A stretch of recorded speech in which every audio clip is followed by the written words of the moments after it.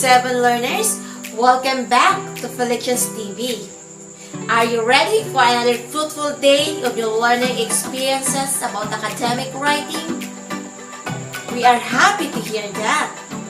I am your teacher on screen, Ma'am Michelle Torticilia, and I will be your learning buddy for today. And together, let us learn and enjoy while in the comfort of our homes.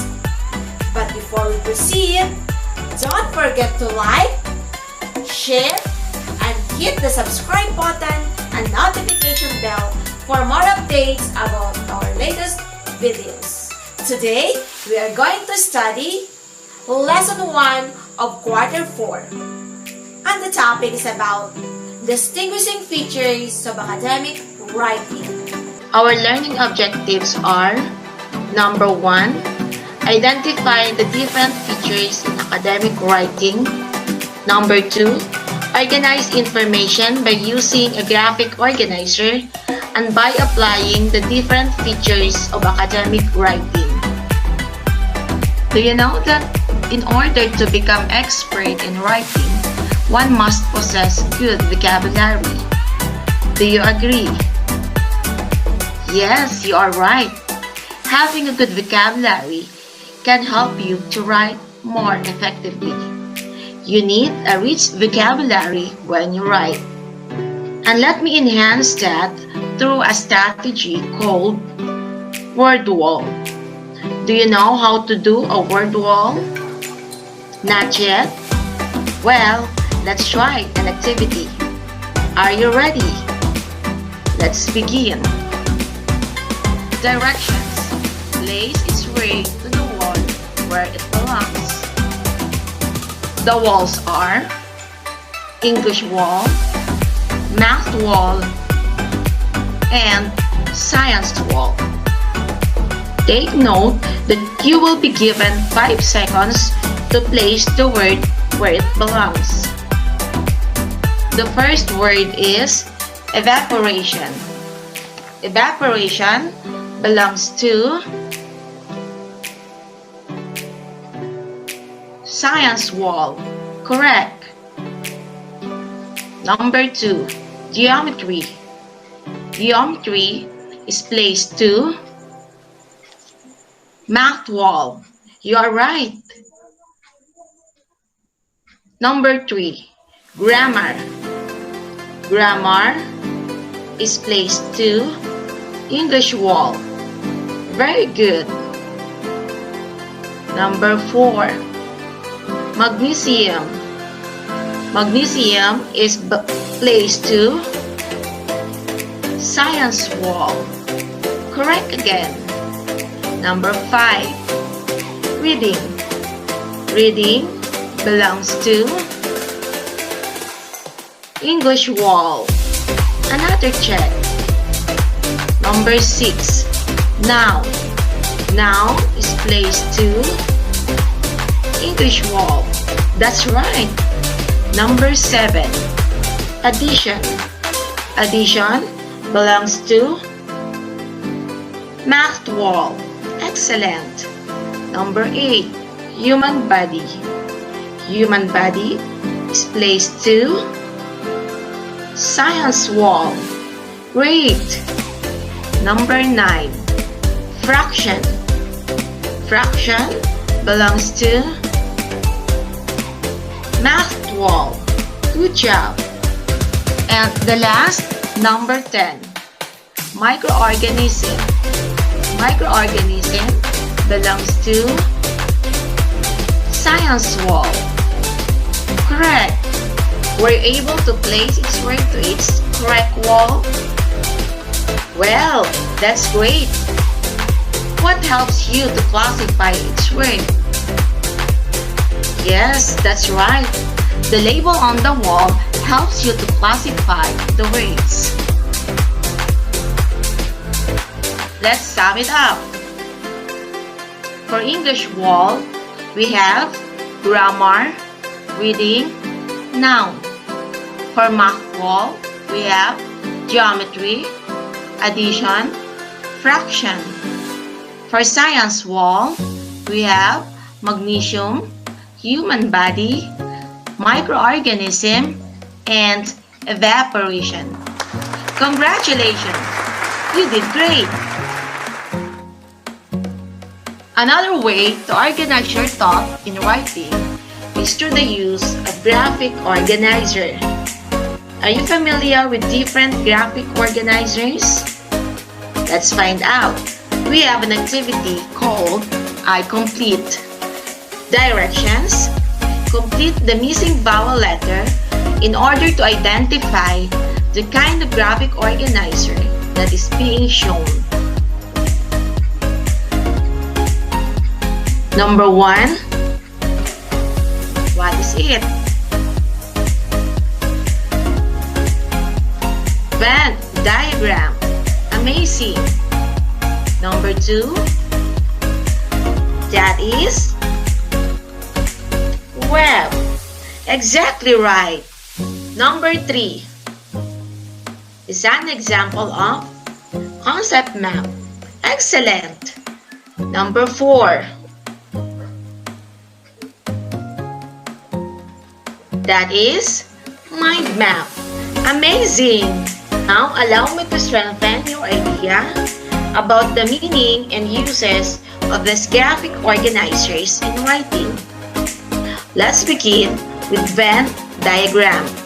Venn diagram is an illustration that uses circles to show the relationships among things or finite group of things. Circles that overlap have a commonality, while circles that do not overlap do not share those traits. Venn diagrams help to visually represent the similarities and differences between two concepts. Concept map. A concept map is a graphic organizer that looks like a web with arrows connecting its circle. This type of map helps students identify a main concept as well as sub-concepts. Can be used to help visually organize thoughts as well as illustrate hierarchical information. Mind map. Mind map is a great way to depict a hierarchy. What is hierarchical organization? The concept is simple. A singular topic dominates with its subsequent idea, decreasing in importance. Now that you have a better understanding about some graphic organizers that can be used in organizing your thoughts or your ideas in writing, it's time for you to understand why do you need to use a graphic organizer for academic writing. First, let's define graphic organizer. A graphic organizer is a powerful visual learning tool that teachers like to use to help students organize their ideas.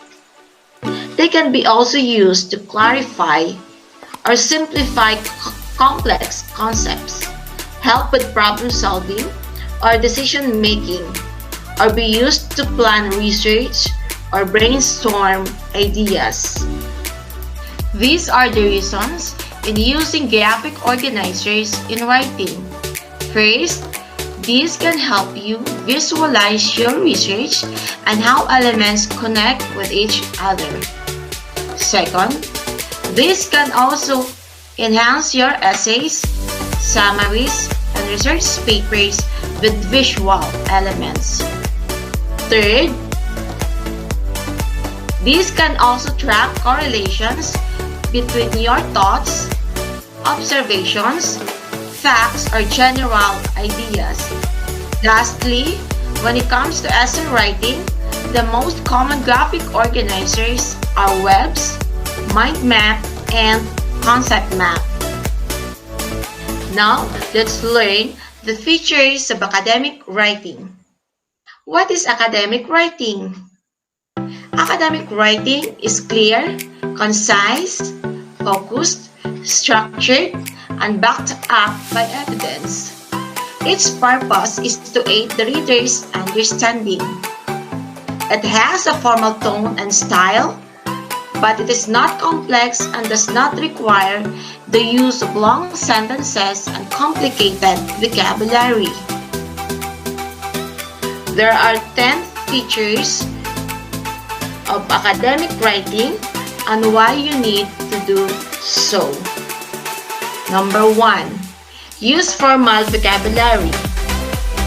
Use formal language rather than everyday common language. Example, analyze, approach, context, benefit. Number 2. Use formal verbs. Use formal verbs and avoid two-word verbs. For example, use establish instead of set up and decrease instead of go down. Number 3. Use full verbs. Use the full form of verb and avoid using contractions. For example, use cannot instead of can't and will not instead of won't. Number 4. Use formal grammar structures. Use formal structures, more sentences, which use clauses and noun phrases, not just short, simple sentences. Number 5. Use statements. Make very clear and definite statements. Avoid using rhetorical questions because they make the writing seems weak. Number 6. Use impersonal language. Use language such as there is or it is, likely that, rather than I think or I feel. Number 7. Be precise. Provide concise, clear, and accurate statements. Avoid vague statements. Use data wherever possible. For example, use the coalition was formed in 1923, some 24 years ago, and have a conservative ideology, rather than the coalition has been destroying the country for about a century. Use references and pieces of evidence. Support your statements with pieces of evidence and ensure you reference this clearly. Check the library referencing guide here. Use hedging statements. Use hedging statements or tentative language such as may, it's possible that, appears to qualify statements. Use transition words. Use transition words at the start of some sentences to connect ideas explicitly and logically. In addition, in contrast, for this reason, do not use but and so at the start of a sentence. In this moment, I know that you have comprehended well what I have discussed. Now, it is your turn to apply what you have learned in this lesson. This activity is called I Organize. Directions: read the essay very carefully. Then organize the information using the graphic organizer. This time, you will be using a concept map. What is concept map again? Very good. Here's the concept map. This will help you to identify a main concept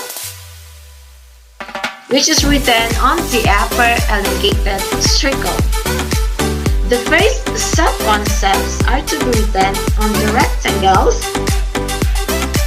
and the second sub-concepts are to be written on the another elongated circle. Let's read the essay. The title is Why Students Should Eat Breakfast Every Day. A lot of people, especially young people, go through the day without having breakfast. Everyone should eat breakfast before going to their activities because eating breakfast is essential, especially for students. The first reason why you should eat breakfast before going to school is for your health. When you skip breakfast and go to school, you are looking for a disease because it's not healthy to have an empty stomach all day long. It's very important to have a meal and not let your stomach work empty. Another reason for eating breakfast is because you need food for you to do well in your classes.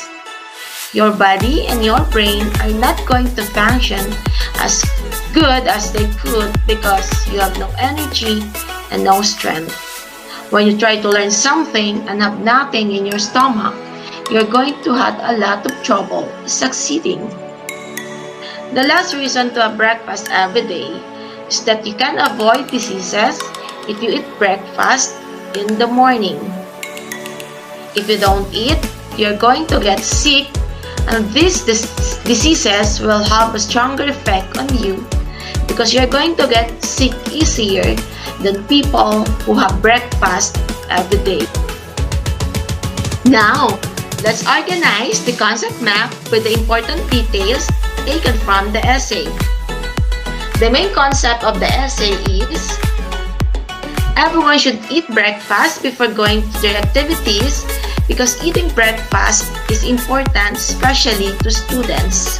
These sub-concepts are for your health, for you to do well in your classes, and to avoid diseases.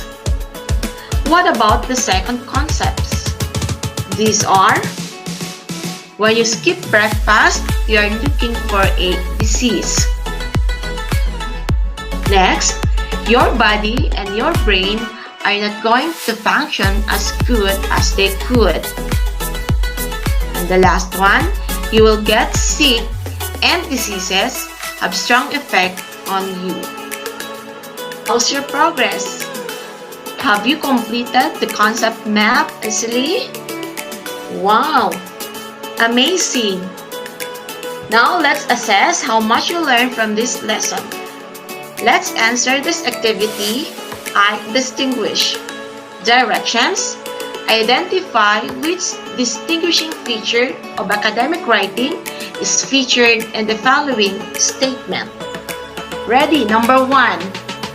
Today, science and technology has come to pervade every aspect of our lives. The writer uses a very clear and definite statements. A. Use of statements. B. Use of formal verbs. C. Use of signal or transition verb. The correct answer is letter A. Correct. Number 2. This part of writing uses formal verbs and avoids two-word verbs. Many professions require people to work in a team to solve problems and make decisions. Letter A. Be precise. Letter B. Use statement. Letter C. Use of formal verb. The correct answer is letter C. Fantastic! Number 3. The writer uses references and support his or her statement with evidence such as A. Use of references and pieces of evidence. Letter B. Use of statement. Letter C. Use of transition words. The correct answer is letters A. Wonderful. 4.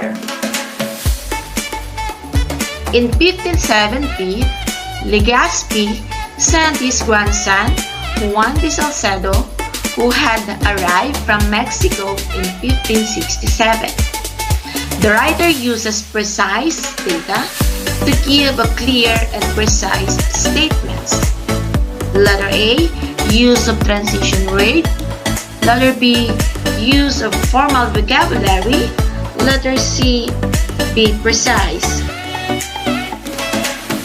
The correct answer is letter C. That's good. Number 5, the last one. The writer uses connector to connect ideas together.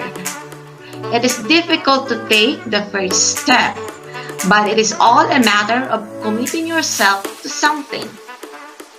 Letter A, use of transition words. Letter B, use of formal verbs. Letter C, use of statements. The correct answer is letter A. Keep it up. Please check your score. Congratulations everyone for completing this activity. My dear students, please be reminded that academic writing demands you to become clear in your explanation and reasoning, direct in your communication, and importantly, able to make readers understand your topic. Happy learning!